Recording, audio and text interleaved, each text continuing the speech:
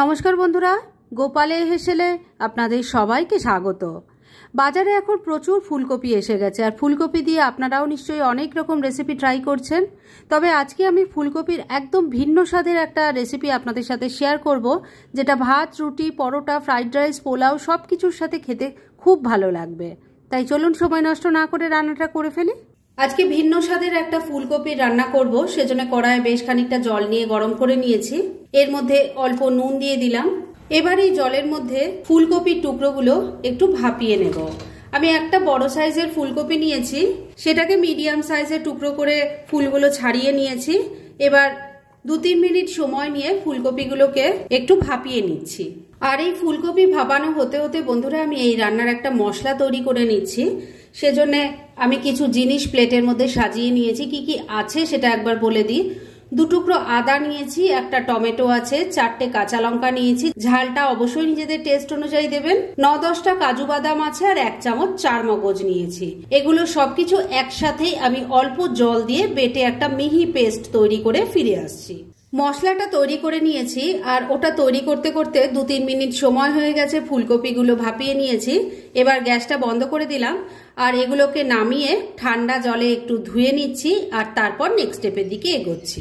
ভাপানো ফুলকপিটা নামিয়ে রেখে দিয়েছি, আর এবার কড়াইটা বসিয়ে গরম করে নিয়েছি। এর মধ্যে একটা মশলা তৈরি করব। এর মধ্যে প্রথমে দিয়ে দিচ্ছি 1 চামচ গোটা জিরে, দিয়ে দিচ্ছি গোটা গরম মশলা, যার মধ্যে আছে 3-4টে এলাচ, 3-4টে লবঙ্গ আর একটা দারচিনি। এবার ফ্লেমটাকে কমে রেখে মশলাটা ড্রাই রোস্ট করে নিচ্ছি। বন্ধুরা, আপনারা আমার রেসিপি দেখার সাথে সাথে আমার ফেসবুক পেজ গোপালের হেসেল, তাতেও ভিজিট করতে পারেন। ডেসক্রিপশন বক্সে লিংক দেওয়া আছে। 2-3 মিনিট সময় নিয়ে মশলাটা ড্রাই রোস্ট করে নিয়েছি। এটা থেকে এখন খুব সুন্দর গন্ধ বেরোচ্ছে, তার মানে মশলাটা ভালো মতো ড্রাই রোস্ট হয়ে গেছে। এবার এটাকে আমি নামিয়ে নিচ্ছি। ঠান্ডা হলে অল্প জল দিয়ে বেটে নেব।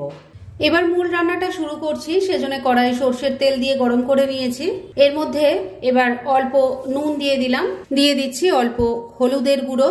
এবার এর মধ্যে একটু আলুর টুকরো ভেজে নিচ্ছি। আমি এখানে একটাই মিডিয়াম সাইজের আলু নিয়েছি, সেটাকে একটু বড় বড় করে টুকরো করে কেটে নিয়েছি। এবার আলুর টুকরোগুলোকে লাল লাল করে ভেজে তুলে নেব। এই আলুর টুকরোগুলো ভাজা হতে বন্ধুরা একটু সময় লাগবে। এই সময়ের মধ্যে চলুন ফুলকপিগুলো দিয়ে একটা ম্যারিনেশন করে ফেলি। আলুর টুকরোগুলো ওদিকে ভাজা হচ্ছে, আর এদিকে আমি ফুলকপিগুলোকে নিয়ে নিয়েছি একটু ম্যারিনেশন করব বলে। এর মধ্যে প্রথমেই দিয়ে দিচ্ছি অল্প হলুদের গুঁড়ো, দিয়ে দিচ্ছি অল্প কাশ্মীরি মির্চ পাউডার, অল্প একটু নুন দিয়ে দিলাম। এর সাথে দিয়ে দিচ্ছি 2 চামচ বেসন। এবার হাত দিয়ে সবকিছু খুব ভালো করে মেখে নিতে হবে। এর মধ্যে কিন্তু কোনো রকম জলের ব্যবহার করা যাবে না। ফুলকপির গায়ে যতটুকু জল লেগে আছে তাই দিয়ে কিন্তু ম্যারিনেশনটা খুব ভালো মতো হয়ে যাবে। সবকিছু দিয়ে ফুলকপির টুকরোগুলো খুব ভালো করে মাখানো হয়ে গেছে। এবার এটাকে এক সাইডে রেখে দিচ্ছি, আর ওইদিকে আলুগুলো ভাজা হয়ে গেছে, ওগুলো তুলে নিয়ে আমি নেক্সট স্টেপের দিকে এগোচ্ছি। আলুর টুকরোগুলো ভেজে তুলে নিয়েছি। এবার ম্যারিনেট করা ফুলকপিগুলো এই তেলের মধ্যে দিয়ে উল্টে পাল্টে লাল লাল করে ভেজে তুলে নেব। প্রথম ব্যাচের এই 4 টুকরো ফুলকপি আমি ভাজার জন্য বসিয়েছি। এগুলোকে এবার মিডিয়াম ফ্লেমে রেখে লাল লাল করে ভেজে নিচ্ছি। সমস্ত ফুলকপিগুলো দেখুন উল্টে পাল্টে লাল লাল করে ভেজে নিয়েছি। এবার কড়াইয়ে যতটুকু তেল আছে তার মধ্যেই বাকি রান্নাটা হয়ে যাবে।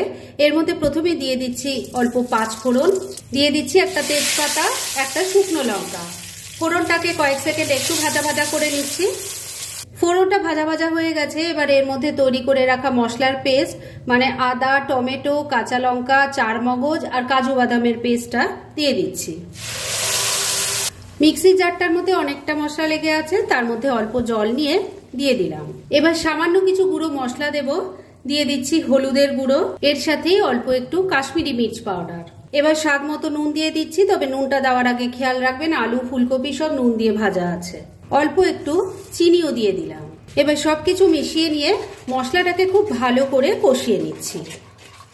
2-3 মিনিট সময় নিয়ে মশলাটাকে খুব ভালো করে কষিয়ে নিয়েছি। এবার দিয়ে দিচ্ছি এর মধ্যে একটু ক্যাপসিকামের টুকরো, মশলার সাথে মিশিয়ে একটু কষিয়ে নিচ্ছি। মিনিট 2 সময় নিয়ে ক্যাপসিকামের টুকরোগুলো মশলার সাথে মিশিয়ে কষিয়ে নিয়েছি। এবার ভেজে রাখা আলু ফুলকপি দিয়ে দিলাম। খুব ভালো করে সবকিছু মিশিয়ে কষিয়ে নিচ্ছি। বন্ধুরা, এই রান্নাটা কিন্তু একদম ভিন্ন ধরনের একটা রান্না, স্বাদ কিন্তু অসাধারণ হয়। ভাত, রুটি, পরোটা, লুচি সব কিছুর সাথে, এমনকি ফ্রাইড রাইস, পোলাওয়ের সাথেও কিন্তু এটা খেতে খুব ভালো লাগবে। একবার ট্রাই করে দেখবেন আর তারপর প্লিজ কমেন্ট করে আমাকে জানাবেন কেমন লাগলো। মিনিট 2 সময় নিয়ে মশলার সাথে সবজিটাকে কষিয়ে নিয়েছি। এবার এর মধ্যে গ্রেভির জন্য জল দিয়ে দেব। আর এই জলটা কিন্তু আমি উষ্ণ গরম জল দিচ্ছি। এই রান্নাটা কিন্তু খুব বেশি ঝোলঝোল হয় না, একটু গ্রেভি টাইপই খেতে ভালো লাগে, তাই সেই বুঝে জল দেবেন। ভালো করে মিশিয়ে নিচ্ছি। সবকিছু খুব ভালো করে মেশানো হয়ে গেছে। এবার এর মধ্যে 2টো গোটা লঙ্কা দিয়ে দিলাম গন্ধটা ভালো হওয়ার জন্য। এর সাথে দিয়ে দিচ্ছি একটু কিশমিশ। মিশিয়ে নিচ্ছি। সবকিছু ভালো করে মিশিয়ে নিয়েছি। এবার ফ্লেমটাকে লো আর মিডিয়ামের মাঝামাঝি রেখে ঢাকা দিয়ে 4-5 মিনিট রান্না করে নিচ্ছি। মিনিট 5 রান্নাটা হয়ে গেছে। এবার ঢাকা তুলছি। আমি কিন্তু মাঝে একবার ঢাকা তুলে একটু নাড়াচাড়া করে দিয়ে নুন মিষ্টিটা চেক করে নিয়েছিলাম। একটু নাড়াচাড়া করে নিলাম। রান্না কিন্তু আমার মোটামুটি রেডি হয়ে এসেছে। এবার শুধু শেষ পর্যায়ে এর টেস্ট আরো এনহ্যান্স করার জন্য এর মধ্যে দিয়ে দেব প্রথমেই যে মশলাটা ড্রাই রোস্ট করে নিয়েছিলাম, মানে গোটা জিরে আর গোটা গরম মশলা, সেটা জল দিয়ে বেটে নিয়েছি, সেই মশলাটা দিয়ে দিলাম। আর এর সাথে দিয়ে দিচ্ছি অল্প একটু ঘি। সবকিছু খুব ভালো করে মিশিয়ে নিচ্ছি। মশলা আর ঘিটা দিয়ে ভালো করে মিশিয়ে নিয়ে মিনিট খানেক আবারও রান্নাটা করে নিয়েছি। এবার রান্না একদম রেডি। এইটুকু গ্রেভি থাকতে থাকতে আমি গ্যাসটা বন্ধ করে দিলাম, কেননা এটা ঠান্ডা হলে আরো ঘন হয়ে যাবে। এবার মিনিট 2 জন্য স্ট্যান্ডিং টাইমে আমি ঢাকা রেখে দিচ্ছি আর তারপর সার্ভ করে আপনাদের দেখাচ্ছি। ফ্রেন্ডস, আমার আজকের এই দুর্দান্ত স্বাদের ফুলকপির রেসিপি একদম রেডি হয়ে গেছে এবং আমি সার্ভ করে দিয়েছি। ভীষণ ইজি একটা রেসিপি, কিন্তু খেতে ফাটাফাটি হয়। তাই দেরি না করে পারলে এটা আজই একবার ট্রাই করে ফেলুন আর তারপর কেমন লাগলো সেটা প্লিজ কমেন্ট করে জানাবেন। এরকম ধরনের অনেক ভালো ভালো নিরামিষ রান্নার রেসিপি আপনারা গোপালের হেসেল সার্চ করলেই পেয়ে যাবেন, যার মধ্যে থেকে কিছু কিছু আমি সাজেস্টেড বক্সেও দিয়ে দেব, সেখান থেকেও আপনারা দেখে নিতে পারেন। তাই গোপালের হেসেল অবশ্যই ভিজিট করুন। আর আপনারা কেমন ধরনের রেসিপি চাইছেন সেটাও কিন্তু আমাকে জানাতে পারেন। আমি চেষ্টা করব সেই সব রেসিপিগুলো আপনাদের সাথে শেয়ার করার। আর আমার আজকের এই রেসিপি যদি আপনাদের ভালো লাগে আর ইউজফুল বলে মনে হয়, তাহলে যারা এখনো আমার চ্যানেলটাকে সাবস্ক্রাইব করেননি তারা প্লিজ সাবস্ক্রাইব করুন। তাহলে আজকের মতো এখানেই শেষ করছি। পরদিন আবার এরকমই কোনো ভালো রেসিপি নিয়ে চলে আসবো। আপনারা সবাই খুব ভালো থাকুন, সুস্থ থাকুন।